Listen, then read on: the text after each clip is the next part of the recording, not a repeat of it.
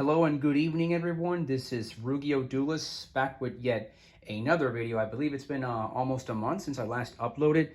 Yeah, as you know, I mostly just do Floowandereeze deck profiles. Used to open up packs and like boxes, all that type of stuff. Again, I used to have other decks, but right now this is the best one I know how to use. So an update. Like last time, this is probably the most consistent version of the deck that I've managed to make, a 40-card deck with extra deck and side deck. I got second place. Like the last time, this is the ultimate deck profile. I was like an ultimate deck profile 2.0, you could say. But I got second place at the OTS championship now on a Saturday. And I went up against like all sorts of decks, like 5 rounds of Swiss, and I managed to I officially managed to get my invite for nationals with the good old like birds here. Came in second place, made it all the way to top 2. Sadly, I lost in top 2 against my opponent, but again, it happens. This is a great deck to use right now in this format. I can challenge some of the well, the 2 most represented decks in the format right now, which is Fire King, Snake Eye, and Voiceless Voice. But guys, I do want to apologize in advance. I believe in like the last video or the last few videos, like the lighting has not been the best from what I've seen. I apologize for that now and as many times as I have to. Anyways, again, most of my matches in this tournament were sadly against Voiceless Voice and Fire King. We are in a tier 0 format, aka those formats where there's like only like 1 to 2 decks being represented. So nothing we can do about that, but we did our best and we managed to secure our invite for Nats, and we managed to get in second place, which is a first for me, and I am proud of myself. So you guys have seen this deck, but now let's show it one more time. I am a little bit sick. Let's get right into it. It's been 2 minutes. Do not want to bore you guys too much. All right, so starting off, just like last time, it's the ultimate Floowandereeze deck profile because I believe it's the most consistent version I've seen. Sadly, the deck does break, but again, that's Yu-Gi-Oh for you. So we are still keeping in 3 copies of the N Pen. Most people don't max out on him. They're playing 2 of this, 1 Mega Raiza and 1 Apex Avion. Completely disagree on that. You have to max out on this card. This card is just, it's the boss monster, and it's so good. He is so good, like that good. Sadly, because the deck does break, I've noticed that like having 4 main birds in the main deck that has bricked a little bit more than usual for this specific tournament, and like a little bit recently. So it's gonna happen, but still, you have to max out on this card. It's just there are no buts about it. This card is just way too good. So I played 3, and he's the big boss bird of the deck, and the winning bird as well. Again, standard procedure. You guys have seen this plenty of times. For those of you who have been following my channel, not that big, but 3 Rabina. Standard, searches for any of the little birds. 3 Eaglin, searches for the boss monster and any big birds. We're still on the 1 Stree, the 1 Tonkin. Apologies. The 1 Apex Avion. Again, I don't play Mega Raiza in my build. Apex Avion is a one-off, and the 3 big end pens are more than enough. We are main decking 1 DD Crow because we are taking in the new card that came out in Phantom Nightmare. More on that a bit later. But if you know how what this deck is, and like how the about the new cards in Phantom Nightmare, you'll know more about this soon enough. Again, with that new card, we are playing we are main decking the 1 DD Crow. From this point forward, we'll probably be main decking 1, if not maybe 2 DD Crow. For now, 1 DD Crow is working just fine. That's it for the 1 DD Crow. And to finish off the monster lineup, we have to main deck the 3-dimension shifter. We just have to. This card is what stops the 2 best decks in the format from going off. We need to play this card one way or another. Probably should have shown him first and then DD Crow. But they go kind of hand in hand in a way. And that's it for a monster lineup. We did cut, I did chose to cut Droll and Lockbird because I've noticed like he's just not enough. Drone Lockbird, this is not enough. Also, one of my opponents, that's it for the main, again, that's it for the main monsters, but one of my opponents in a recent, like, big tournament, I did not top that tournament, but my opponent in that tournament, he actually triple tactics talents me, and he, when I drove him in the grind game, I just couldn't, so it's a way to, like, not activate triple tactics challenge, which is a very popular and powerful spell card right now. Moving on to the spells, not much has changed. Again, it's Floowandereeze, basic normal summon on crack strategy. My beloved birds, and here's the beloved map. 3 copies of the map. You have to play 3. You max out on 3. 1 copy of the Unexplored Winds, aka the continuous spell. I'll just put it right here. Maybe you guys can see it better here. What I'm seeing. Again, apologies for the quality and the lighting, if there is any, which I'm pretty sure there might be a little bit. 3 copies of the Advent of Adventure. This is another card you have to max out on 3. And again, the continuous spell, only 1 because you will brick. 1 is more than enough. 3 Advent. And now for the new tech, the 1 copy of Swallow's Cowrie. This card is basically like the Advent of Adventure, but a bit different. It tributes any winged beast, aka any bird from your hand or field, and it searches for a bird with the same level. So again, you tribute this DD Crow or any of the little birds on the field. You chain this. It's another way to dodge the Infinite Impermanence trap card and the Effect Veiler. And you get another search. So now you have 4 copies of Advent. Well, 6 if you want to max out on this card. But right now I'm testing it out at 1. It's okay. It's working out. Maybe I'll bump it to 2, but only time will tell. Let's continue. Moving on from there. I think I'll just put these guys over here. We're reaching the 6-minute mark. So then after that, 3 copies of the best pod card in the game right now. That's legal, not including Pot of Greed. The 3 Pot of Prosperities. And 3 copies of Pot of Duality, the second best pod card in this deck. I would play Extravagance, but yeah, conflicts with Prosperity. 6 pots. Moving on. We are main decking One Dimensional Fissure. I don't recall if I believe I was still main decking. I was still on 1 in my last deck profile, but I believe it was a month ago. So One Dimensional Fissure. I tried main decking 2. I ended up breaking in a big tournament, so I was like, nope, just 1, and 1 is more than enough. So that's our Floodgate going first. It's a way to get around Drone Lockbird. The 1 copy of Called by the Grave. This card is at 1 for a reason, so there you go.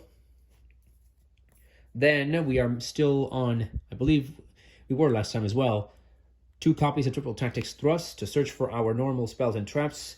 This will search for this, and this. And more cards that I will be showing you soon enough.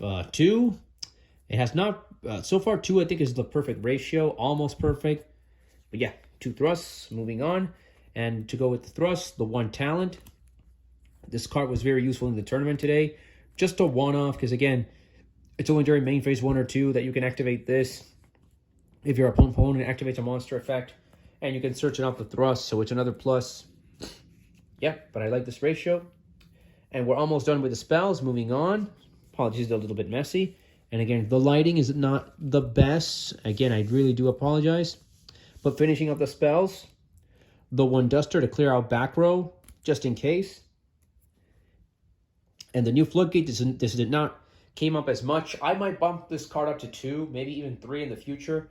But 1 copy of Gravekeeper's Inscription. So this card is almost like Dimension Shifter in a way, but you have to activate it on your turn at the start of your main phase 1. I main deck 1. I only saw it once, so I might bump this card up to 2. Might. Because I think it's very, very good. Powerful Floodgate. And I actually I took a gamble playing this card. Because again, it's only on your turn as the start of your main phase 1, and you're not always going to go first, and it might actually do more harm than good to you or your opponent, because with this, you cannot activate the effect of the trap card in the graveyard. You choose to activate its best effect. So 1, but I would like to test this card up to more than 1 copy. Maybe 2 or 3 max out. 1 never knows. Yep. But that is it for the spells. Moving on, and for the traps, I only main deck 3 traps. We're almost there. The 1 Dreaming Town for Floowandereeze. The 1 Feather Storm to skip our opponent's turn, of course. And search it off of thrust, these 2 cards. And the 1 Evenly Match. I believe last time I said I cut Evenly Match to 1, I believe. And we are still on that, 1 Evenly Match. It's been okay. It has caused no problems, and that is it for the main deck. Extra deck, I'll be quick. We are at the 10-minute mark. One Typhon, best extra deck monster for this deck. If not one of the very best, most definitely. Decided to play SB Little Knight. She came up once. Sadly, it was not enough. One of my opponents was like way too good. Zeus package. Zeus package. And extra deck level 1s, aka Anima and Linkuriboh. They came up a bit. They weren't too bad. The Underworld Goddess to get rid of those unaffected monsters. She actually never came up in this tournament. She's been useful other times, but recently I haven't been able to use her. I haven't gotten myself in a situation where I need her, but she's still very good nonetheless. One Topologic Zeraboros. Like Underworld Goddess, this card is very good on certain grind games depending on the situation, but he also did not came up in this specific tournament. One Sorcerer of Sebek. This card is good for gaining life points in time. And the final, again, the extra deck is not important, but still. And one Wind Charmer, Tri-Brigade Fergit, Mirror Logic Aggregator, Garura, and Elder Entity Entis. This is more so for like that effect monster. I believe the Dogmatica Maximus targets. So if our opponent sends cards from our extra deck to the graveyard, they'll trigger these four, or specifically these four. But yeah, don't want to waste more time. That is it for the extra deck. And for the side deck, so we are side decking one second Harpy's Featherstorm. I don't max out on Featherstorm. I think 2 is okay, 1 in main and 1 side. I have noticed that I've been seeing it a lot, opening hand going second, even at 1 copy. So, again, I think 2 is okay. For going first, swap this out. Like one of my going second cards, if I'm going first, like 2 is fine. One Dimensional Barrier. I have yet to see this card.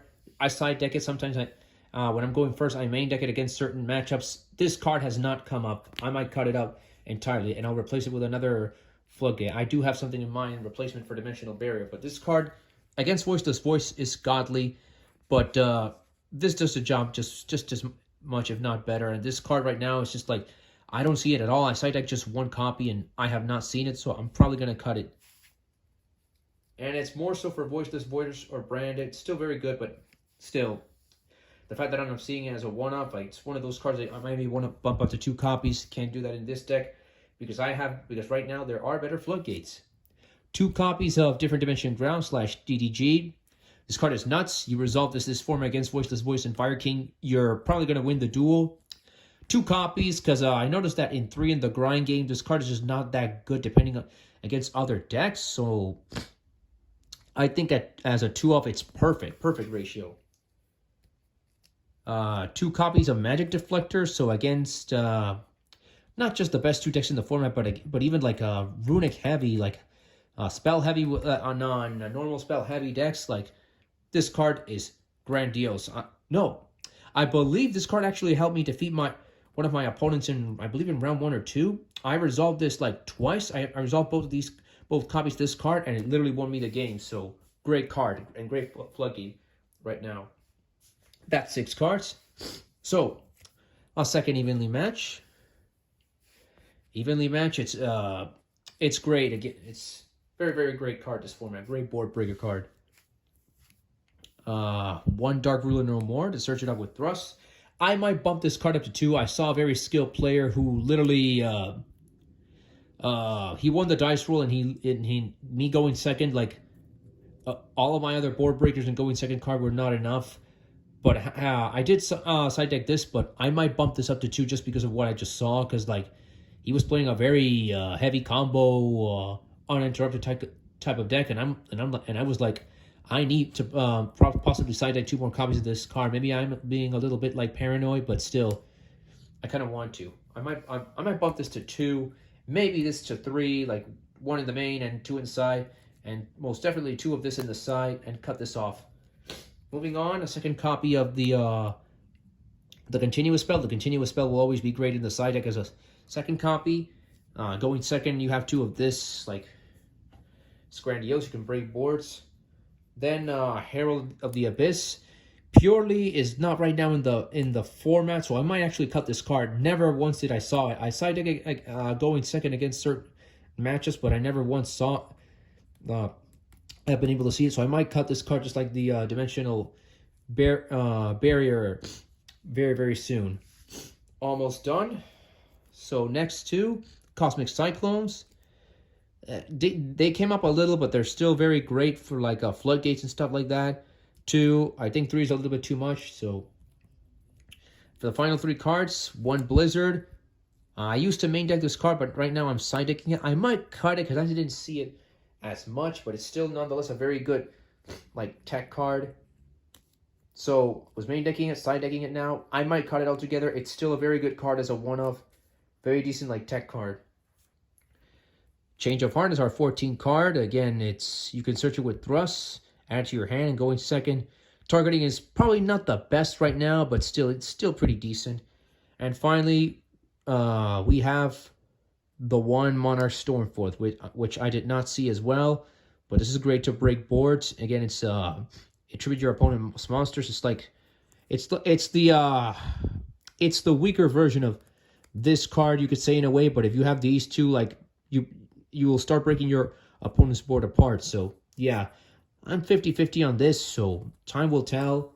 But yeah, that is the side deck. Those are the cards. That's what I played. That is my deck. And that's the, you could say, Ultimate Deck Profile 2.0. Guys, Floowandereeze, second place OTS Championship. For any of you who likes the deck, it's, again, for the most part, it's an easy deck to pilot. I love it. It's been playing with it for 2 years. Again, we're reaching the 17-minute mark, so that was my Ultimate Floowandereeze deck profile. I would say this is like 2.0. Keep rating myself, but anyway, guys, I will try in the next upcoming months to play something other than Floowandereeze and top with it at like semi-big events, you know, like OTS championships or like regional. I will be going to a regional a week from now with this. I'll see if I can top, maybe make a few changes around the main and the side deck. But yeah, that is it, guys. I'm happy to have shown you this. Hope you appreciate this deck profile. For those of you who like the deck, and that is it. Play if you can. Have fun. Yep. Have fun, guys.